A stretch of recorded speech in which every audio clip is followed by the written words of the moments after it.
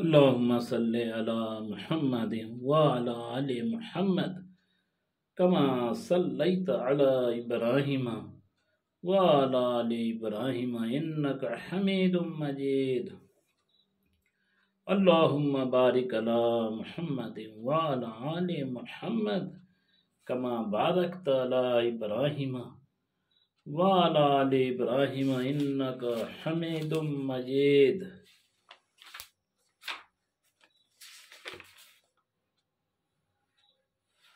محترم بزرگوں، دوستوں اور ہمارے عزیز ساتھیوں، حضرت عبداللہ بن مسعود رضی اللہ عنہ ارشاد فرماتے ہیں کہ جو شخص یہ چاہے کہ کل قیامت کے دن اللہ جل شانہ کی بارگاہ میں مسلمان بن کر حاضر ہو، وہ ان نمازوں کو ایسی جگہ ادا کرنے کا اہتمام کرے جہاں اذان ہوتی ہے، یعنی مسجد میں۔ اس لیے حق تعالی شانہ نے تمہارے نبی علیہ السلام کے لیے ایسی ایسی سنتیں جاری فرمائی ہیں جو سراسر ہدایت ہیں۔ انہی میں سے یہ جماعت کی نمازیں بھی ہیں۔ اگر تم لوگ اپنے گھروں میں نماز پڑھنے لگو گے جیسا کہ فلاں شخص پڑھتا ہے تو تم نبی صلی اللہ علیہ وسلم کی سنت کو چھوڑنے والے ہوگے، اور یہ سمجھ لو کہ اگر نبی اکرم صلی اللہ علیہ وسلم کی سنت کو چھوڑو گے تو گمراہ ہو جاؤ گے۔ اور جو شخص اچھی طرح وضو کرے اور اس کے بعد مسجد کی طرف جائے تو ہر قدم پر ایک ایک نیکی لکھی جائے گی اور ایک ایک خطا معاف ہوگی۔ اور ہم تو اپنا حال یہ دیکھتے تھے کہ جو شخص کھلم کھلا منافق ہو وہ تو جماعت سے رہ جاتا تھا، ورنہ حضور صلی اللہ علیہ وسلم کے زمانہ میں عام منافقوں کی بھی جماعت چھوڑنے کی ہمت نہ ہوتی تھی، یا کوئی سخت بیمار ہو، ورنہ جو شخص دو آدمیوں کے سہارے سے گھستا ہوا جا سکتا تھا وہ بھی صف میں کھڑا کر دیا جاتا تھا۔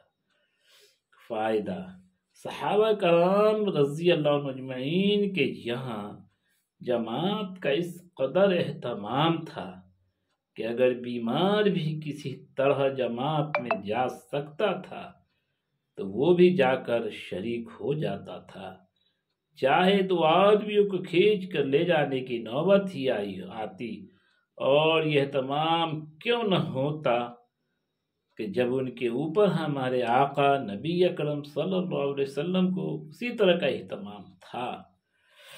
چنانچہ حضور اقدس صلی اللہ علیہ وسلم کے مرض الوفات میں یہی صورت پیش آئی کہ مرض کی شدت کی وجہ سے بار بار غشی ہوتی تھی اور کئی دفعہ وضو کا پانی طلب فرماتے تھے۔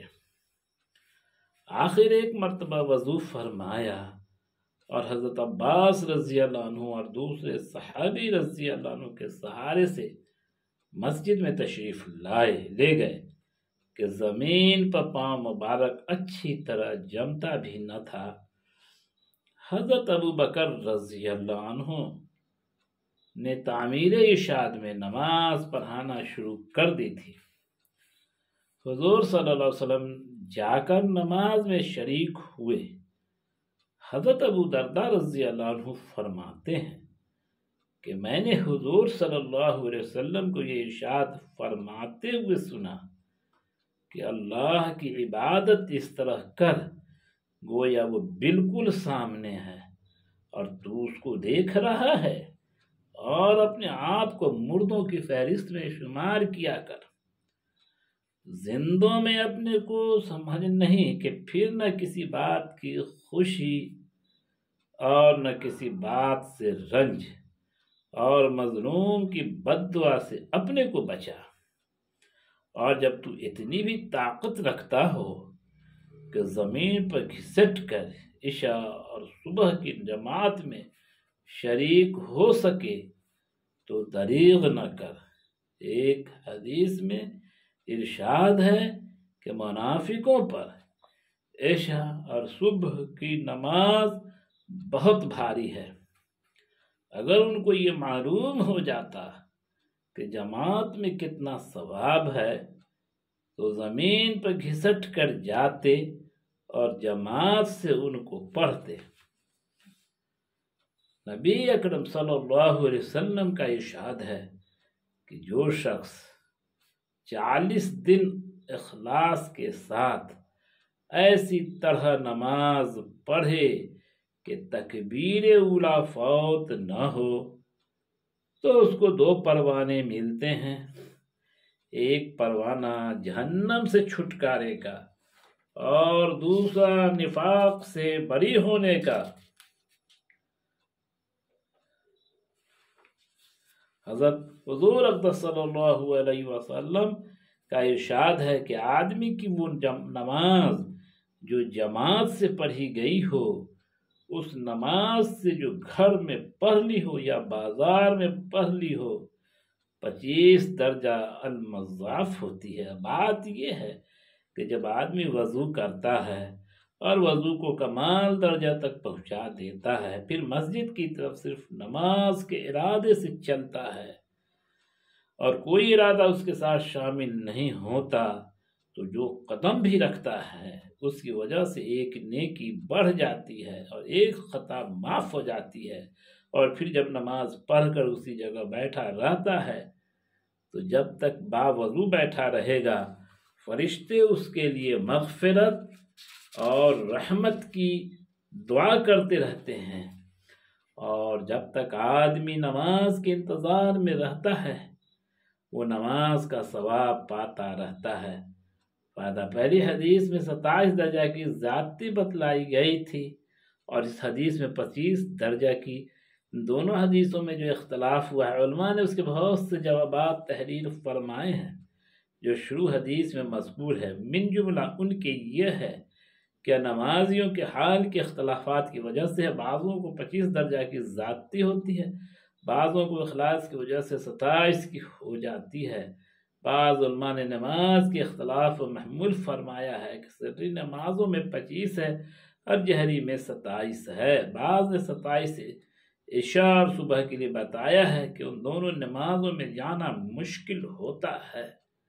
محترم بزرگوں و دوستوں، ابھی آپ نے اس تعلیم میں سنا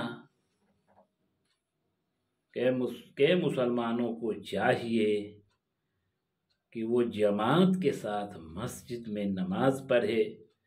کسی حدیث میں ہے کہ 27 درجہ گھر کے مقابلے وہ نماز افضل ہے، اور کسی حدیث میں ہے 25 درجہ بتایا گیا ہے۔ لیکن سوال یہ ہے کہ لوگ مسجد میں نماز ادا کرتے ہیں یا نہیں کرتے ہیں، یہ تو اب مشکل ہو گیا ہے۔ اصل اور حق تو یہ ہے کہ اب گھر پر بھی ایک وقت کی نماز ادا نہیں کرتے، اور سالہ سال گزرتا جاتا ہے اور نمازوں کی قضاء کی کثرت اس حد تک بڑھ جاتی ہے کہ ادا کرنا مشکل ہو جاتا ہے۔ سچ تو یہ ہے کہ مردوں کی نماز فرائض تو مسجد میں ہی پڑھی جائے۔ افسوس کی بات یہ ہے کہ گھر پر بھی اب فرض، سنت، نوافل کچھ بھی نہیں ادا کرتے۔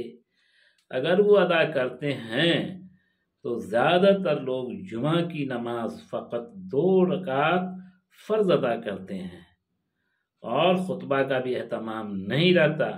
اس وقت وہ بات چیت، ہنسی ٹھٹھا اور مکہ مکی شور شرابہ کرتے رہتے ہیں۔ جو سکون سے بیٹھے ان کو بھی یہ بہت ڈسٹرب کرتے رہتے ہیں، اور پھر جب پہنچے تو پہلی 4 کا سنت بھی نہیں، اور پھر دو فرض کے بعد بقیہ سنتوں کا کوئی اہتمام بھی نہیں۔ تو اب تو یہ وقت آ گیا ہے کہ فرض نماز وہ بھی مسجد میں تو خواب کی طرف سے ہے، مشکل سے 2-4-5% لوگ پڑھتے ہیں۔ اب تو زیادہ تر لوگ کچھ گھر میں پڑھ لیتے ہیں، اب تو 95% لوگ لگ بھگ گھر میں بھی نماز نہیں پڑھتے۔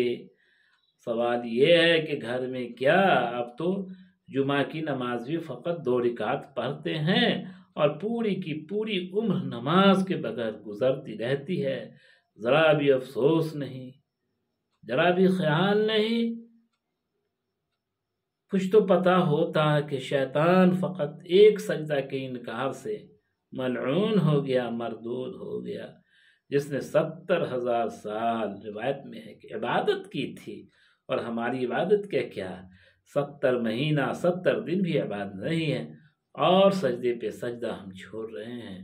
اللہ تعالی ہمیں توفیق و سمجھ عطا فرمائے، ہم کلمہ گو ہیں، کلمے پہ محنت کرنے والا بنائیں، نماز کو پابندی سے ادا کرنے والا بنائے۔ سبحان اللہ و بحمدہ، سبحانک اللہم و بحمدک، نشہد ان لا الہ الا انت، نستغفرک و اتوب الیک۔